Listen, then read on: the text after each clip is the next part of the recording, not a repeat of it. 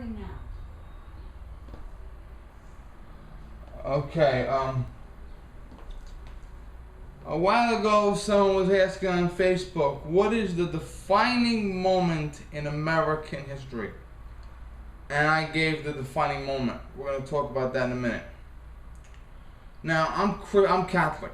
Now, in Catholicism, when you make confirmation, usually in 8th grade, I made mine in 6th because my priest had an opening. You have a sponsor, kind of like a godmother or godfather, put their hand on your shoulder, and the bishop, now in Christianity, Catholicism, the priest runs the church, the bishop runs the cathedral, the archbishop or cardinal, whichever they have, runs the basilica, and the pope runs the Vatican. Now, the bishop comes down from the cathedral and comes to your church, and you go to the bishop, and your sponsor puts their hand on your shoulder, and the bishop asks for your name. Not your name, a new Christian name. And then he puts oil in the sign of the cross on your head. Now, I chose Michael because that was my family's saint, Michael. Now, the bishop was talking about, what if Mary had said no? Before we get a little speech before. What if Mary had said no? And he said, now, we believe in Christianity that an angel told Mary that God selected her to birth the Savior. And Mary had the choice. And Mary said, yes, I will birth the Savior. Other people believe that Mary had just gave birth to a baby, and the baby decided on his own at 30 years old to start a ministry. But the birth of Christ changed humanity. 1 billion people are Catholic. The other 2 billion are subdivision of Catholic, Protestant, Baptist, whatever. His birth changed the way time is measured. Hospitals were founded in his name, in his religion. Okay, the birth of Christ changed the world. Whether you agree with him or not, whether you follow him or not, his birth changed the world. And the priest said, the bishop said, what if Mary had said no? The entire history of the world would have been changed if Mary had said no. And Mary was between 14 and 17 at the time. Now, you can ask the Scots. The Scots believe that if William Wallace had never lived, their country would not exist. Even though his rebellion was a failure, even though he was executed, 9 years after his death, his followers won the War of Independence. Now, the moment in American history that is the most defining is when Jonathan Browning married his second wife. Now, Jonathan Browning was a judge from Illinois. He actually let a lawyer named Abraham Lincoln stay at his house one time for a few days. And he converted to a new religion called Mormonism. And Mormonism was viewed as a cult. They were like the Davidians of their day. They were freakish and weird. People didn't like them. People were afraid of them. And they fled to go to the Utah Territory to avoid persecution. That's where Jonathan Browning started his gun business. Now, Mormonism at the time encouraged polygamy. And Jonathan had a wife and 12 kids. Most were already adults. And he married 2 more wives at once. He had 3 wives at once. Now, the second wife, the first child, was a boy named John Moses. Now, John Moses went into his father's business, kind of like Jesus did. And when Jonathan died, his son, kind of like Jesus did, took over the family business. Now, John Moses invented his first gun at about the age of 14, a single-shot rifle, a gift to one of his brothers. I don't know which one. By the time he was in his early 20s, he was making rifles to the point where the president of Winchester went out to the Utah Territory to find him. And over a 20-year period, they made the 86, they made the 95, they made the 92, They made the 1900 pump action 22 rifle. They made the 97 pump action 12 gauge, which was the world's first combat shotgun. He invented the world's first semi-automatic shotgun. But when he asked Winchester for royalties, they told him to go fuck himself, and he left to go to Remington. Remington's president literally had a heart attack and died while Mr. Browning was in the waiting room. And Mr. Browning couldn't get the deal with Remington because they had no vice president at the time. No one else came in and said, oh, got a big deal. So Mr. Browning went to Fabrique Nationale in Belgium and made the deal there for the Auto 5, the world's first automatic shotgun. Mr. Browning died in 1926 while he was working on his newest gun, the High Power, which was not finished until his apprentice completed it 9 years later in 1935. Now, like William Wallace, we don't really know Mr. Browning's impact until years after he was gone. I'll explain. During the Spanish War, and the war in Cuba, during the Boxer Rebellion in China, during World War I, one of the principal machine guns was called the 1895, also known as the Potato Digger, which is the world's first fully functional gas-operated machine gun. It was his.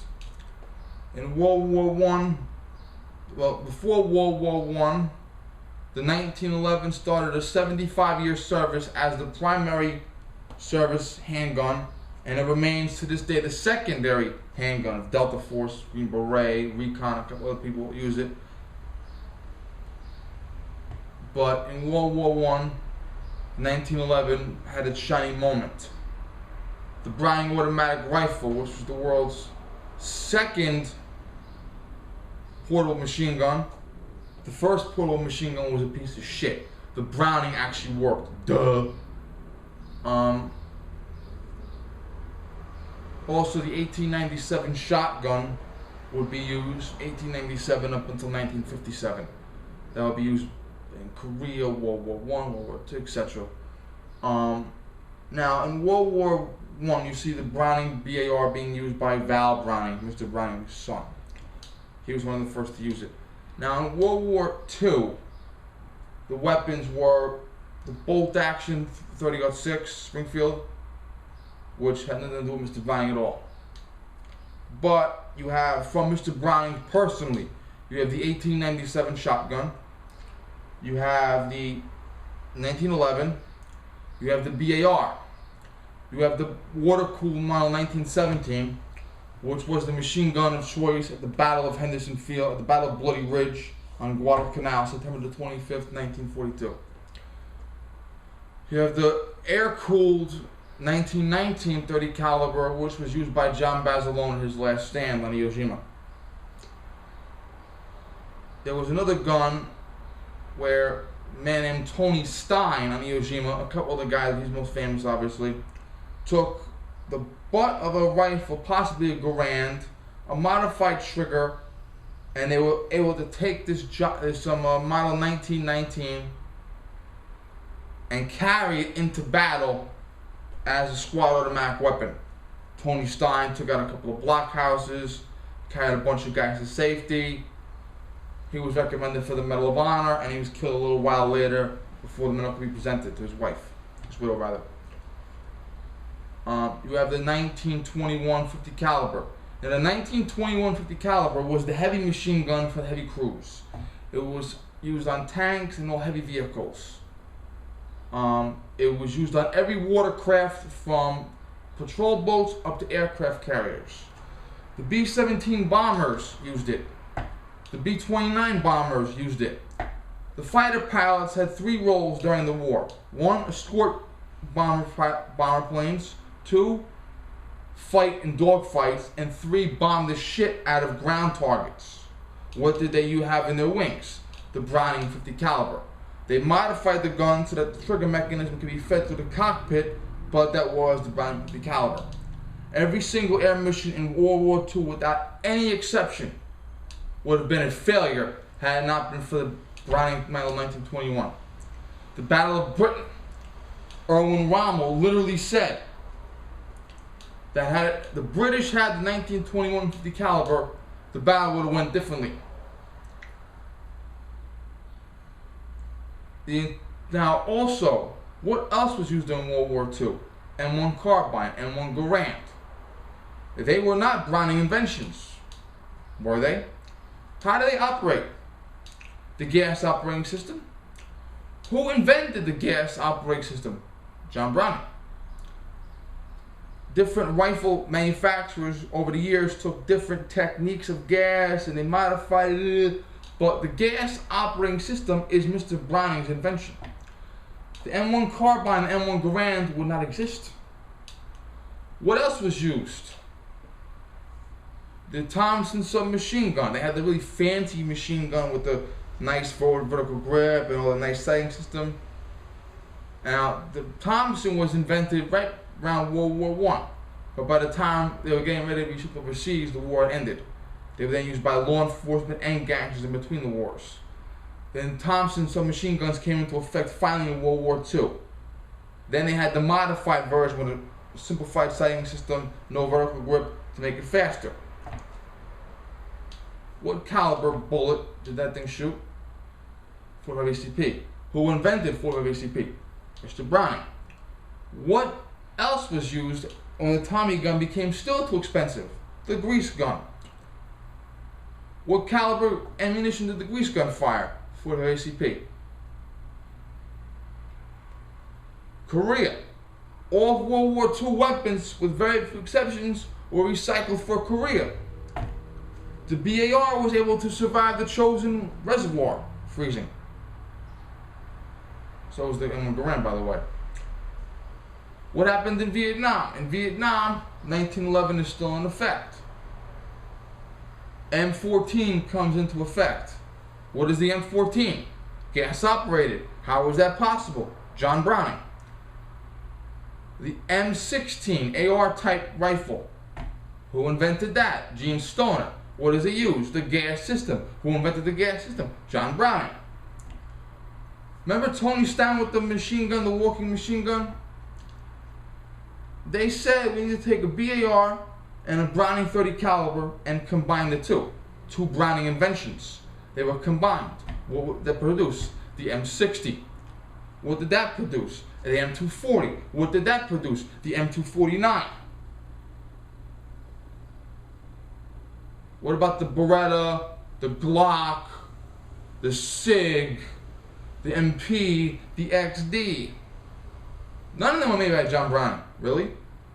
This is a Glock. Frame. Barrel. Recoil spring / guide rod. Frame. I mean, slide rather. Frame.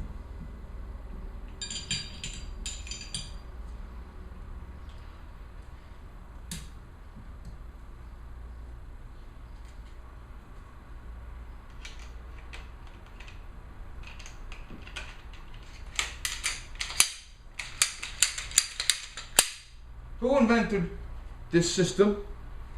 John Browning. Without John Browning, there would be no automatic handgun today. What did the police carry in the back of their car? Remington 870. Who invented that? John Browning's apprentice. How was it operated? By the pump. Who perfected the pump? John Browning. Understand this. And I'm going to put some links down below. Tales of the Gun, Guns of Browning. Another documentary on Browning if I can find it. Japanese guns of World War II, they sucked. The Japanese should have committed seppuku for those fucking guns. And German guns of World War II. German guns were pretty damn good during World War II. Okay? Now, if John Browning had never existed, the United States would have lost World War II. John Browning has done more for this country than every veteran combined. And if you're denying that, you're not a real veteran.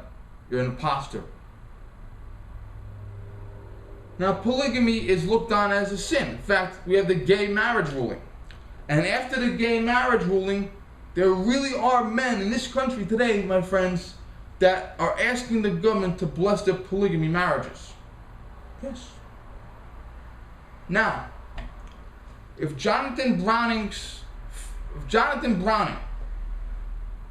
did not commit an act of polygamy,